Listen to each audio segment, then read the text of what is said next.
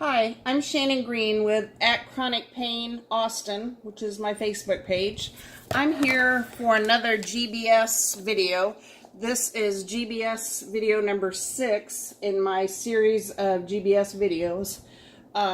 So today we're going to talk about flare-ups and residuals and what to expect long-term after recovering from GBS, also known as Guillain-Barre. I've done a lot of research on our Facebook pages and going to the GBS CIDP conferences. One thing we all have in common is, or at least most of us, we all are left with the horrible neuropathy in our feet and our hands. The burning, tingling, sometimes it's more than we can bear, and there is no one thing that is going to cure that. So we just need to get over that right now and realize that we're going to have neuropathy pain for the rest of our lives, pending some new medical miracle or a stem cell transplant, which is still in the U.S. is not FDA approved yet. So anyway, pending something huge and a miracle, this is the neuropathy pain to expect for the rest of our lives, pretty much. And I've compiled this by talking to people, whether you're 1 year out, 3 years out, 5 years out, 10 years out, 40 years out. We all have the same symptoms of the neuropathy pain. And many of us, we try different things. Gabapentin, which is also called Neurontin, is usually the first place a neurologist will start. And if that doesn't work, they will try Lyrica, which is called pregabalin. So Lyrica is it is very helpful, and I take Lyrica every day, but there are a lot of side effects.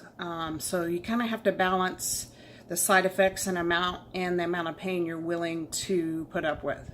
So I do take Lyrica 3 times a day, 200 milligrams each. So 600 milligrams is the maximum Lyrica you can take a day. Ice packs also help, heat packs, sauna, a heated pool. Temperature does have and humidity does have a big impact on pain. For example, on the days it's very humid, my muscles just stop working. So when my muscles are done, they're just done. And I can be mid-step of a walk and my muscles just stop and my knees buckle and I fall. So it's very unpredictable. So it's hard to gauge pacing your activities for the day because these things just seem to come out of nowhere. Or if you've been walking too much or the humidity, any of these things can be aggravators. But I had a wise doctor here in Austin tell me that as GBS survivors, we can do everything right. You know, eat healthy, exercise, do all the things we're supposed to do, and we're still going to have weird phantom pain that comes from out of nowhere. That's just part of the GBS recovery. So you kind of have to wrap your mind around, I'm going to have pain for the rest of my life. That's just, it is what it is. I can't change that. I can change how I react to it, and I can come up with daily routines of, meditation, art, therapy, whatever it is that's your go-to. Those things are so crucial to getting through a hard day. You basically need to distract your mind from the pain on the days that it is really bad. All of us have issues with humidity.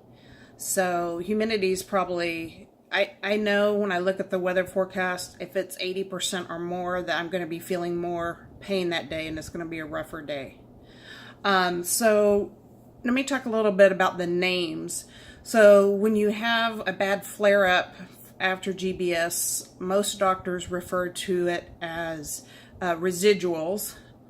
I refer to it as flare-ups, and they are really scary because for a moment you think, oh my gosh, I'm getting GBS all over again, or I'm getting CIDP, which is the chronic form of GBS. So immediately your mind starts trying to panic, and the more stressed and anxious we are, the worse the pain, the numbness, and the tingling. So I have been checked out by numerous doctors because I got a second, third, fourth opinion.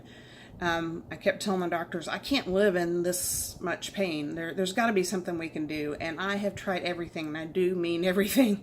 So there's things that help, and take the edge off the pain, but there's nothing that's ever going to take the pain away. And once I gave up the mission of trying to find a pain-free cure, my mind could settle around what really I could expect. So really staying positive and, doing meditation, mindfulness, all the yoga, all the things in your daily regimen make a huge difference with being able to manage your pain. Because opioids are not a long-term solution for managing pain. They're really rough on the liver. They have a lot of side effects. So a lot of these medications that I kept asking the doctors, I'm like, is it safe for me to take Lyrica every day for the rest of my life, or take a muscle relaxer every day for the rest of my life? If it's a pain pill, or what is our long-term effect? And of course, no one can really answer that. It hasn't, nobody can give you an answer on that. So some of the 2 pain meds that are mild on the opioid scale that help are tramadol. Helps with pain. And then the last one is actually an anticonvulsant, and that is Topamax. So Topamax helps tremendously with pain after GBS. However, it has really bad side effects like brain fog, so bad that you can't concentrate. So if you can tolerate it, great. Topamax would be my #1 recommendation for as managing pain after GBS. So after Topamax, many people I've talked to use tramadol. It's one of the milder opioids. So those are what we're dealing with. So this video again was about flare-ups and residuals. If you have any questions, please comment below in the video. If you have ideas of some other topics you'd like me to cover.